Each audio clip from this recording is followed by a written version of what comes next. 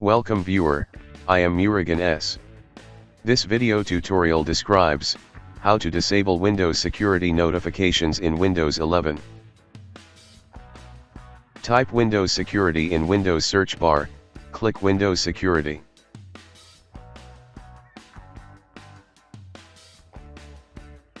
Click Settings. Click Manage Notifications. Turn off virus and threat protection notifications.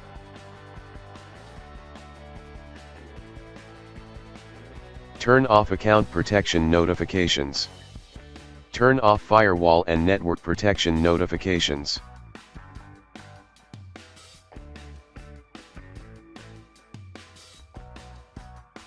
I hope this video tutorial helps to you. Please like, share and don't forget to subscribe my channel. Thank you very much. See you next video.